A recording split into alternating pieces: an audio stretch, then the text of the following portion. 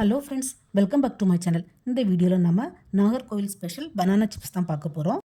நம்ம சேனலை நீங்கள் இப்போ தான் ஃபஸ்ட் டைம் பார்க்குறீங்கன்னா ப்ளீஸ் சப்ஸ்கிரைப் பண்ணி வச்சுட்டு பாருங்கள். அப்போ தான் நான் போட்ட வீடியோஸ் எல்லாமே மிஸ் ஆகாமல் உடனே உங்களுக்கு நோட்டிஃபிகேஷனில் வரும். அதே மாதிரி நோட்டிஃபிகேஷன் பாரையும் ஆனில் வச்சுருங்க. நாங்கள் நாகர்கோவிலில் இந்த நேந்திரங்காயை ஏத்தங்கான்னு சொல்லுவோம். அதே மாதிரி நேந்திரம்பழத்தை ஏத்தம்பழம்னு சொல்லுவோம். பொதுவாகவே பனானா சிப்ஸ் பண்ணுறதுக்கு ஏத்தங்காய் நல்ல பக்குவமாட்டு, அதாவது நல்ல விளைஞ்ச காயாக இருந்தால் சிப்ஸ் நல்லா டேஸ்ட்டாக இருக்கும். அதே மாதிரி வாழைக்காயை கட் பண்ணுறதுக்கு முன்னாடி கையிலையும் சரி கத்திலையும் சரி கொஞ்சமாக எண்ணெய் தடவிக்கிட்டால் சுத்தமாக அதில் கரை நம்ம கையில் ஆகாது. நான் இந்த பனானா சிப்ஸ் பண்ணுறதுக்கு இன்றைக்கி 3 காய் தான் எடுத்துருக்கிறேன். எனக்கு மும்பையில் இந்த மாதிரி கொஞ்சம் பிஞ்சு ஏத்தங்காய் தான் கிடச்சிது. ஸோ நான் அதில் தான் இன்றைக்கி சிப்ஸ் ட்ரை பண்ணுறேன். ஃபஸ்ட்டு இந்த ஏத்தங்காயில் உள்ள தோலெல்லாம் நம்ம ரிமூவ் பண்ணி எடுத்துக்கலாம். நம்ம எல்லாருமே இந்த தோலை நீக்கினதுக்கப்புறமா தொலி அவ்வளோத்தையும் தூர தான் போடுவோம். பட் இந்த தொலியில் சூப்பராக ஒரு ரெசிபி பண்ணலாம்.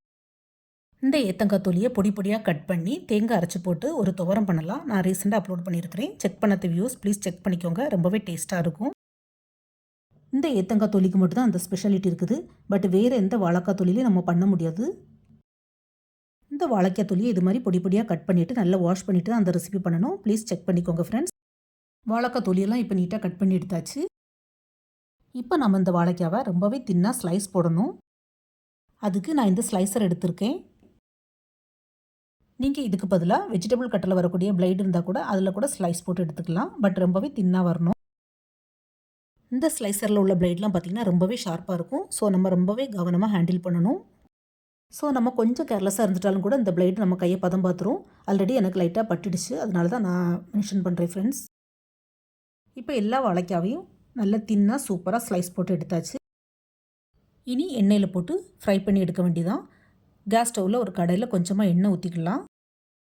நான் இன்றைக்கி இந்த பனானா சிப்ஸ் வறுக்கிறதுக்கு தேங்காய் எண்ணெய் தான் யூஸ் பண்ணுறேன். தேங்காய் எண்ணெயில் ஃப்ரை பண்ணி பாருங்கள் ஃப்ரெண்ட்ஸ். சிப்ஸ் ரொம்பவே டேஸ்ட்டாக இருக்கும். கடாயில் தேங்காய் எண்ணெய் ஊற்றி கேஸ் ஸ்டவ்வில் சூடாக்க வச்சாச்சு. இப்போது ஒரு சின்ன பவுல் எடுத்துக்கலாம். அதில் கொஞ்சமாக தண்ணி ஊற்றிக்கலாம்.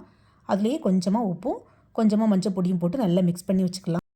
இது எதுக்குன்னா சிப்ஸ் வறுக்கும்போது நம்ம எண்ணெயில் இதை கொஞ்சம் கொஞ்சமாக தெளித்து வறுக்கணும்.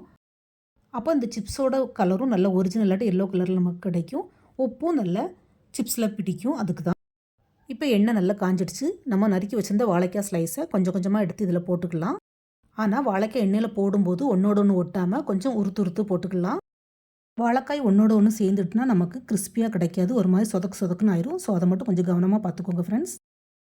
வாழைக்காவை போட்டதுமே நம்ம ரெடி பண்ணி வச்சுருந்த உப்பும் மஞ்சளும் கலந்த தண்ணியை இதில் லைட்டாக தெளிச்சுக்கலாம். எண்ணெயில் தண்ணியை தெளிக்கும் போது எண்ணெய் பொங்கிருமோ அல்லது வெளியில் தெரிச்சிருமோங்கிற பயம் வேண்டாம். லைட்டாக ஒரு சுறுசுறுப்பு மட்டும் கொஞ்சம் கூடுதலாக இருக்கும். வேறு எதுவும் ஆகாது. ஸோ உப்பும் மஞ்சளும் கலந்த தண்ணியை தைரியமாக தெளிக்கலாம். என்னோடய அம்மாவும் இப்படி தான் பண்ணுவாங்க. அதையே நான் ஃபாலோ பண்ணுறேன். அதே மாதிரி பலகார கடையில் சிப்ஸ் போடக்கூடிய வியாபாரிகளும் இதே தான் பண்ணுவாங்க. நான் சின்ன குழந்தையாக இருக்கும்போது பார்த்துருக்குறேன். சிப்ஸ் ஒரு சைடில் கொஞ்சம் வெந்ததும் லைட்டாக திருப்பி விட்டுக்கலாம். அதே மாதிரி சிப்ஸ் நல்லா ப்ரௌனாக விட்டுறக்கூடாது. இந்த மாதிரி எல்லோயிஷ் கலராக இருக்கும்போதே நம்ம எண்ணெயிலேருந்து எடுத்துடணும். இப்போ அடுத்த பேட்சை போட்டுக்கலாம். அதே மாதிரி ஃபஸ்ட்டில் போட்ட மாதிரியே போட்டுக்கிட்டு கொஞ்சமாக உப்பும் மஞ்சளும் கலந்த தண்ணியை தெளித்து எடுத்துக்கலாம். பாருங்கள், நான் உப்பும் மஞ்சளும் கலந்த தண்ணியை எண்ணெயில் தெளிக்கும் போது எண்ணெய் பொங்கவோ வெளியில் சிந்தவோ இல்லை. கொஞ்சம் சலசலப்பு மட்டும் கூடுதலாக இருக்கும். அதுவும் கொஞ்சம் நேரத்தில் டக்குன்னு அடங்கிரும். ஆனால் இந்த பனானா சிப்ஸ் பண்ணும்போது மட்டும் ஃப்ளேம் லோ டு மீடியமில் வச்சே பண்ணுங்கள். ஏன்னா பனானாவோட ஸ்லைஸ் ரொம்பவே தின்னாக இருக்கிறதுனால நமக்கு சீக்கிரமாக கருகிரும். அதனால தான். நாகர்கோவில் உள்ள சிப்ஸில் பார்த்திங்கன்னா ஒரு ஸ்பெஷாலிட்டி உண்டு. என்னென்னா பெப்பர் பொடி போட்டு தான் பண்ணுவாங்க. நானும் இன்றைக்கி அது மாதிரி தான் பண்ணுறேன். இப்போ எல்லா சிப்ஸையும் வறுத்து எடுத்தாச்சு. சிலவங்க என்ன பண்ணுவாங்கன்னா இந்த மாதிரி சிப்ஸு சுட்டு எடுத்ததுக்கப்புறமா உப்பு தூவுவாங்க. பட் அது சிப்ஸுக்குள்ளால் இறங்காது. அதனால தான் நம்ம எண்ணெயிலே உப்பு தண்ணி தெளிக்கிறோம். ஸோ சிப்ஸுக்குள்ளால் நல்ல உப்பு இறங்கியிருக்கும். டேஸ்ட்டும் சாப்பிட்றதுக்கு சூப்பராக இருக்கும். பாருங்கள், சிப்ஸ் நமக்கு நல்ல மொறுன்னு கிறிஸ்பியாக கிடச்சிருக்குது.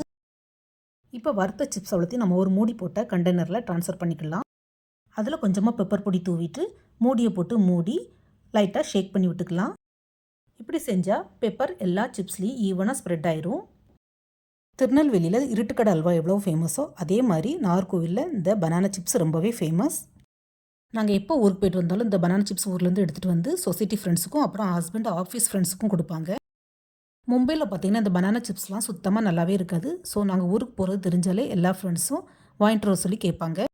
பாருங்கள், சிப்ஸை பார்க்கும்போது நமக்கு பெப்பர் பொடி போட்ட மாதிரியே தெரியாது. பட் சாப்பிடும்போது அந்த ஃப்ளேவர் நல்லா தெரியும். ஸோ இதே மாதிரி பனானா சிப்ஸுக்கு பெப்பர் பொடி போட்டு நீங்களும் ட்ரை பண்ணி பாருங்கள் ஃப்ரெண்ட்ஸ். உங்களுக்கு கண்டிப்பாக பிடிக்கும்.